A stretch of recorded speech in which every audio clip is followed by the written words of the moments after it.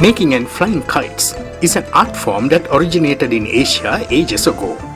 But with rapid urbanization and modernization of Asian societies, there is concern that this tradition may die out as young people get hooked into computer games and other forms of electronic entertainment. But in recent years, governments and kite-flying enthusiasts across Asia have begun to make concerted efforts to keep this centuries-old tradition alive. Kite festivals are being organized, and it is becoming increasingly popular with both young and old. Normally the kite fly by the farmers after the harvesting their paddy. Then they're flying the kite through the pastime, and they make some competition among the village, among the town and city to make the kite more excitement to play.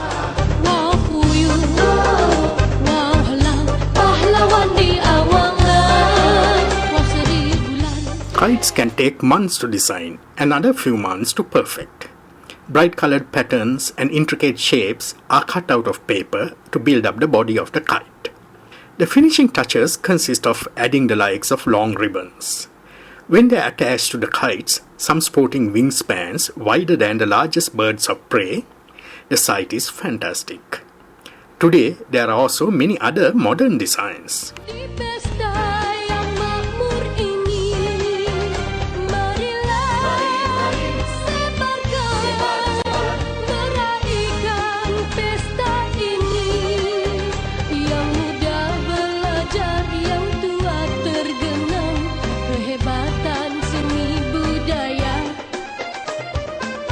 This one up here is a 25-cell box kite.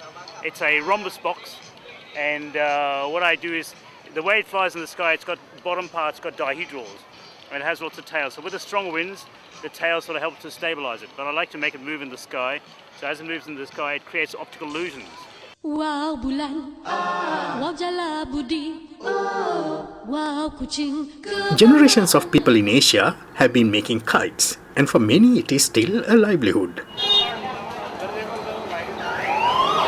There is a kite tradition in India, and there are so many members. It is also a job. Thousands of people are earning their livelihood through kite making. Thousands of people. Somebody is cutting it, somebody is making bamboos, somebody pasting it, and somebody having their especially thread like called manja. They make it through the aid of glass and some glue and chemicals. Then that is used for fighting the kites.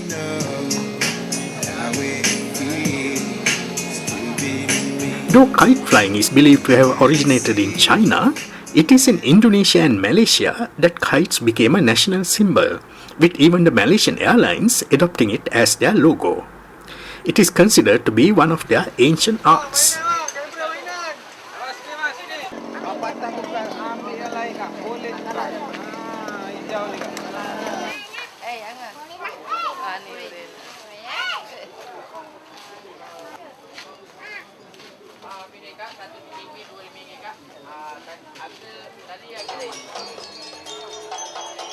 In order to revive the kite flying tradition, especially among the younger generations, the Malaysian government is encouraging the growth of kite flying associations and have sponsored many new kite festivals. This is one of them, held every year in Pasir Gudang, in the southern state of Johor. Even the Sultan of the state graced the occasion to declare open the festival.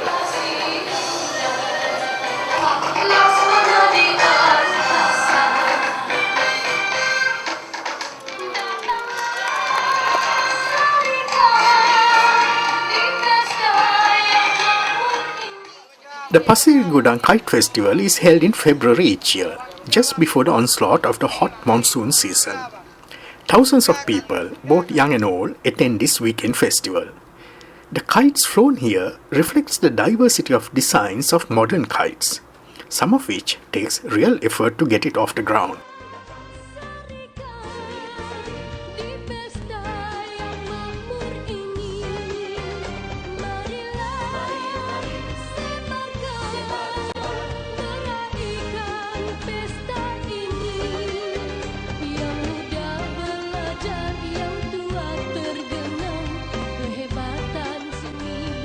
they have hundreds of the layers of the kite. Then at the end of the kite, they have a dragon. You can see that there's a dragon head. So it be like dragon heads. Then right now the wind is not so strong. Then we try to pull out everything on the air. This whole food is called egg.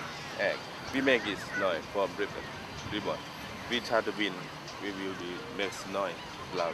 In Thailand, we rest this kite special. This loudness kite.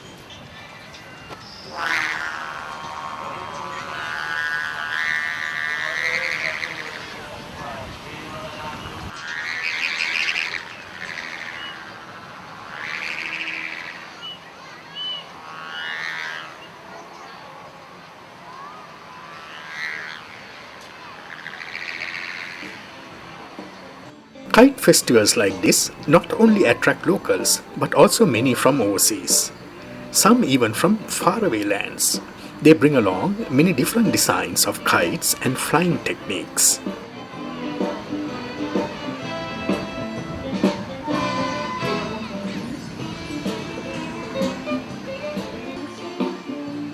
There's a couple of factors that go into it. First of all, it must be visually appealing. So we try and make something that is attractive to the crowd, but it also has to fly. So there's another factor that we have to make sure that it also flies. So two things. One, it must look like something, and two, it must fly. Well, we need the wind, of course, but we make the kite very light. We make it without structure. It's a soft kite, so it inflates with the wind. The air inside it forces it into the shape that will fly, and then physics does the rest. We create lift, and lift picks the kite up. So easy.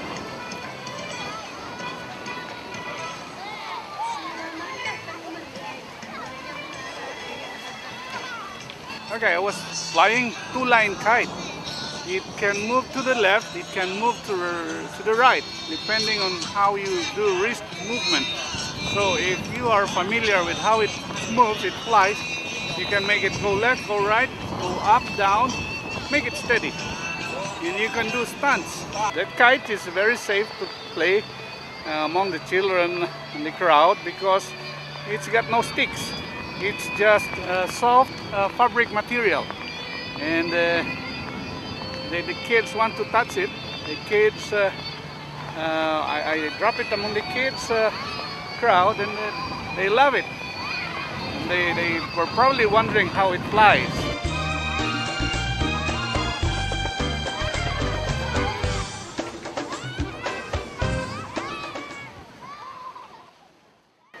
When we fly the kites, to control and steer the kite, we have the flying line attached here, and if we pull on the flying line on this side, the kite turns in this direction. If we pull on the flying line on this side, the kite turns in this direction. If you want the kite to fly straight, we pull on both lines, this line and this line at the same time, the kite flies straight. If we want it to turn left, we pull turn left, turn right, and both lines fly straight. Very simple.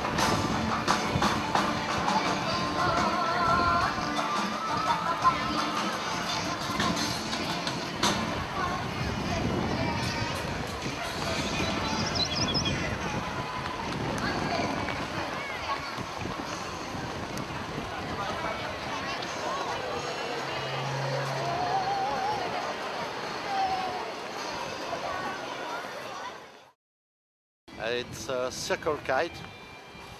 You have a lot of triangle, and you made a junction with a fiber graphic associate all the triangle, so you have a way inside for the wind.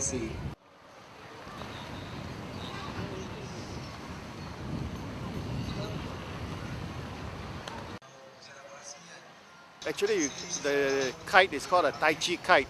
As you can see, the symbol is the yin-yang symbol. This is part lion and part dragon. So if you look at it, you have to look at the symbol and you will see the design. This is very fantastic here. Here it is the due to the assistance of government it has a festival here, but somewhere in India, only few governments take it as a festival and they have expenditure over it.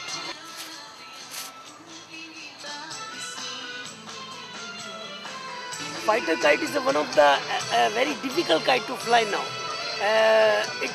This is the very, you need experience and practice. Without practice, cannot fly. These kites you see, big kites are all you can fly easily. Even novice person can fly with the wind. But it needs the skill very well now. Plus practice. If you don't have practice, you can tear your kites.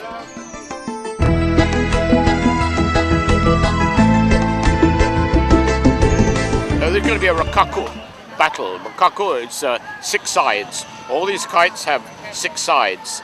Kite was probably first built in, I think, Shirone, Japan, 300-400 years ago.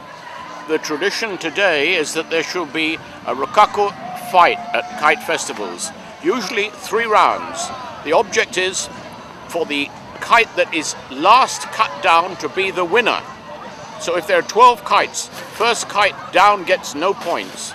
Second kite down maybe wins 1 point. The third kite down maybe wins 2 points.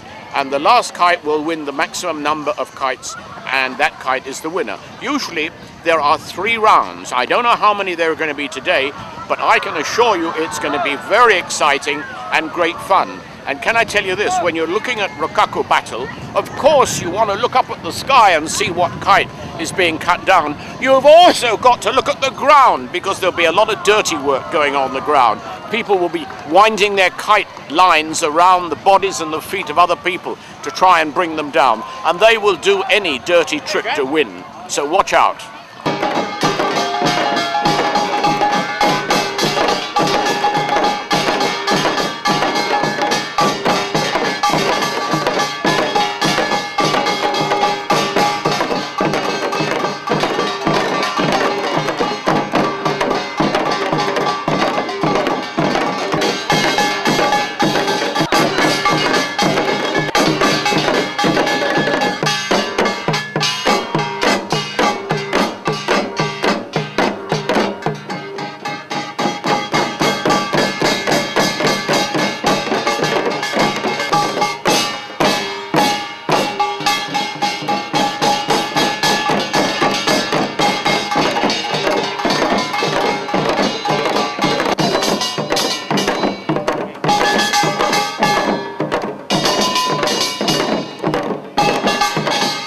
There are a lot of knots over here. Have you seen them? I've never seen anything like it. The official results are not out, and until the official results are announced, it's very dangerous of me, but I think that Bali did pretty well. Kites could not only fight each other, they could also dance to music with each other.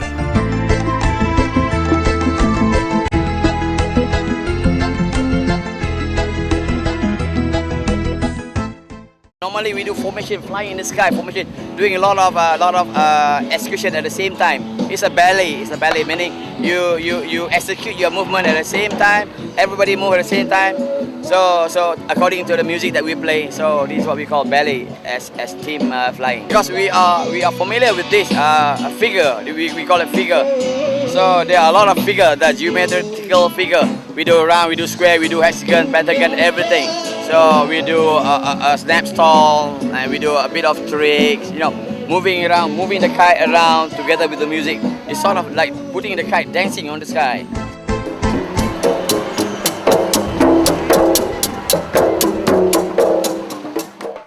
Indonesia also holds many kite festivals all over the vast archipelago. This is one such festival held each year in their capital, Jakarta. The kites flown here reflect the rich tradition of Indonesian kite making.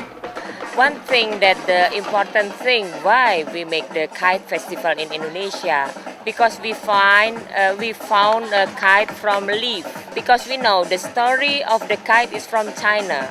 But when we have the leaf kite from Indonesia, and then now all of the world start asking, is it from China or from Indonesia? In this festival, we have 14 provinces from Indonesia, and then we have 8 countries from out of Indonesia, and they come, they fly a kite. We have exhibition for the 2-dimension and 3-dimension. We have winner. It's just for the national kite.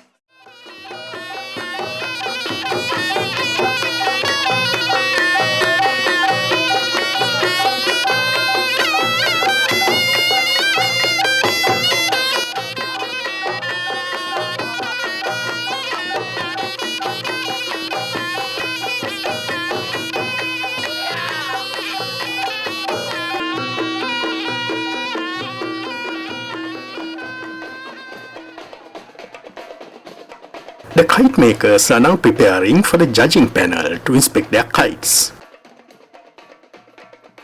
The winner judges, they account from the earth. First, when the kite didn't fly and we look the kite. Is it how the kite maker make kite? Is it good or is it bad? And then when it fly good, and the color in the sky, it's good or not.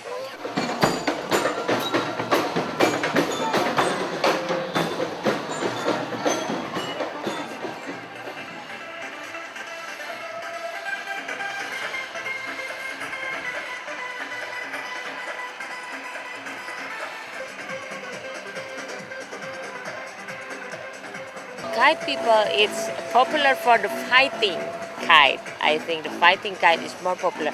But now I think it's everybody thinking the kite is for the children. But when we make the kite festival, now many young people coming and looking, and then they're thinking to fly a kite. To encourage children to continue the tradition of kite flying, during the festival, workshops are organized to teach them the art of simple kite making.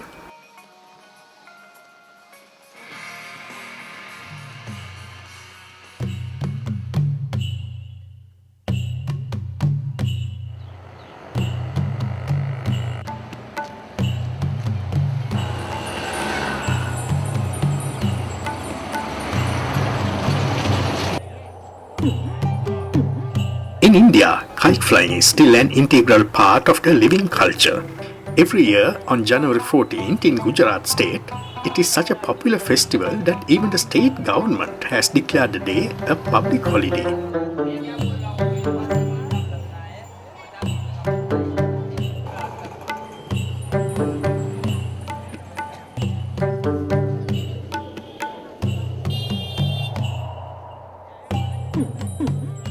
In India, every children and ladies and gents go to the top and kite fighting in India on the top.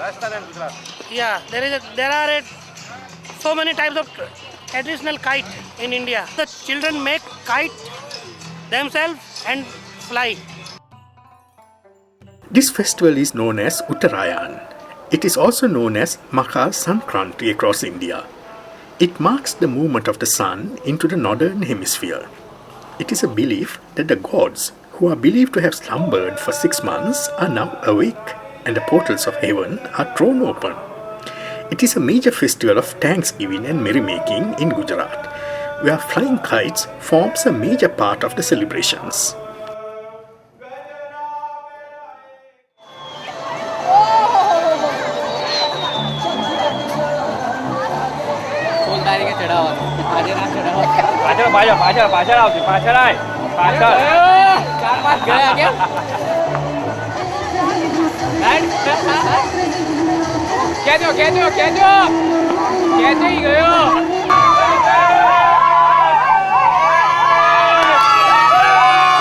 Kite festival in India and especially in Gujarat is a tradition of kite festival. It's a family tradition and festival in India. Since heritage of Ahmadabad Kite Festival and Ahmadabad Traditional Kite Festival is more than 100 years old. Sun goes into Makar Rasi. It's called Makar Sakranti. The sun, it's an astrology sign. sun goes to in Makar Rasi, that's called it's the Makar Sankranti. People are goes to temple and pray for that. They are giving a donation. The tradition of kite festival in Ahmadabad especially. And in this festival, people are come to rooftop and fly kite, and it's a family come together and fly kite. It's a team building process also, and they are eating some traditional undia, chikki, and this food item, and all family come together fly kite. It means our tradition.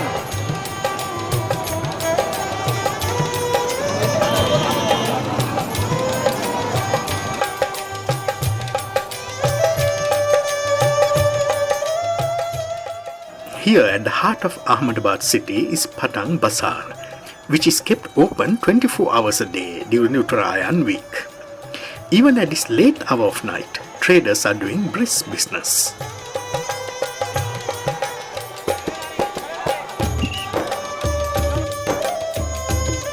The preparation for the festival includes this act of making spool of manja, which is adding a red paste to the kite strings coated with a mixture of glue and glass to be as sharp as possible for cutting the strings of rival kites.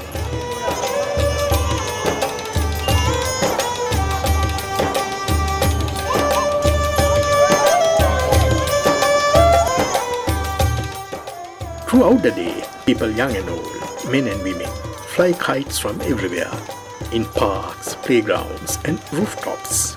Even from rooftops of slums like these.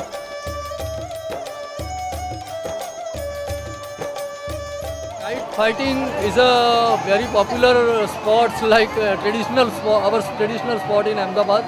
They are cut the kite, and there are you see this is more than it's a more than 1 crore rupees business in India, and now it's a very popular.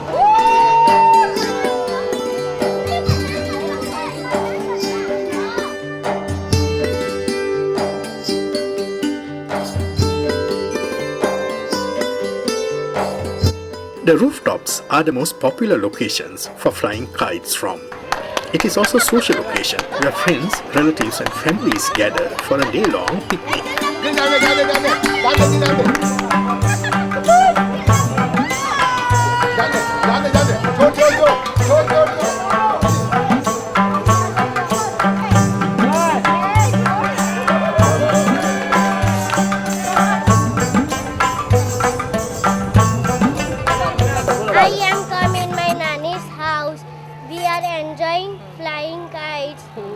I come in my bua's house. I like this festival. I have flying kites also. This is the grandma of the family. She says that all of her children and grandchildren have gathered here, and she will feed them with all the traditional foods like laddu, puri, jalebi. Puri, jalebi, cherdi bur.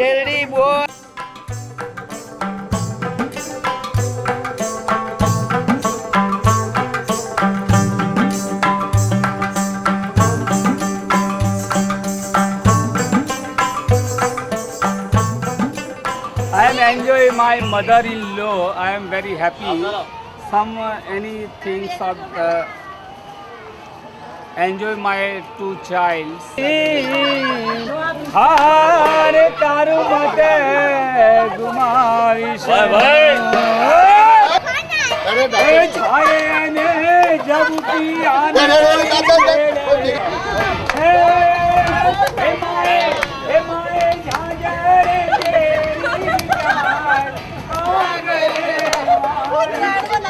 Each year in January, Ahmadabad is also home to a world-famous international kite festival, held to coincide with the Uttarayan festivities. It has been held each year since 1989 on the banks of the Sabarmati River. Vietnam.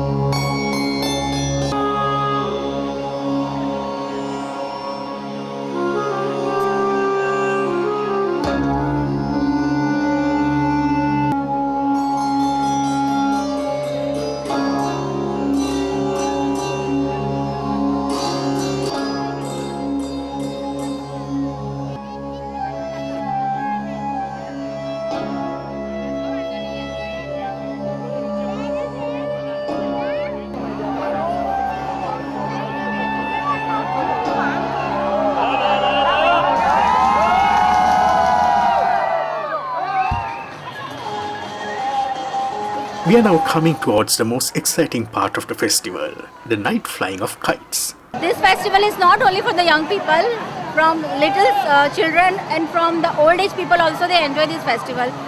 Just to see that my father-in-law and my mother-in-law, they are also about 75 years age, they also enjoy this festival. In India, most festivals interact with the Hindu religion, and this kite festival is no exception. At this 100-year-old shrine, at the home of a kite enthusiast, even the gods are being invited to partake in the festivities. This is a temple of 100 years above, and my father-in-law and his father has done this temple, and we all are doing, every day we are doing this here prayer. Yesterday within 12 or night at 12 o'clock we put all the kites to God, and this is small firki. In Gujarati we called it firki, and this is the kite small, so the God can fly these kites.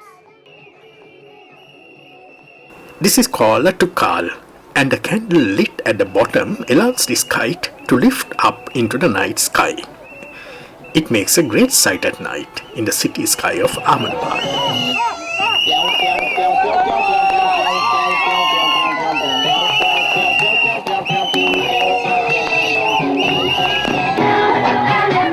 The festival is not yet finished. These rooftop dance parties will carry on until the early hours of the morning.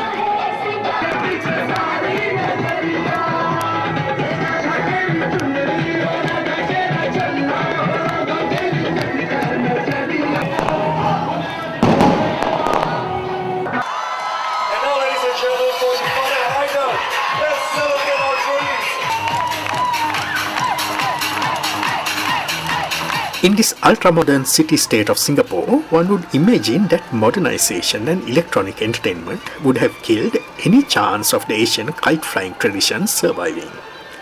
That is being proved wrong here.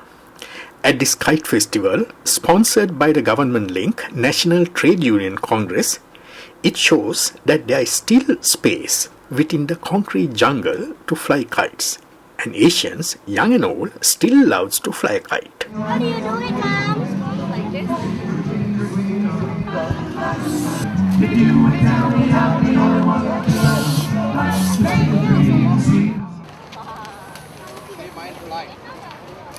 How do you make it fly? Kite flying in Singapore is picking up since around 2008 to 2009. Yeah, it is very popular now. Many parks in Singapore, we do have a lot of flyers flying around.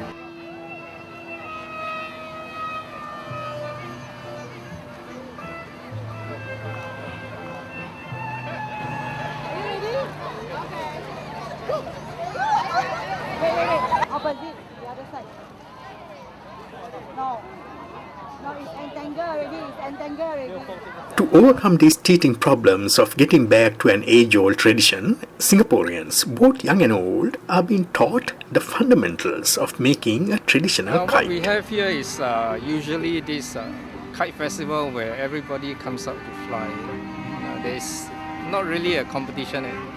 As Asia modernized, these pictures are perhaps reflective of the fact that kite flying as a traditional pastime and even as a competitive sport will survive and perhaps thrive as it adds color, spirit and diversity to your cultural life. So go fly a kite.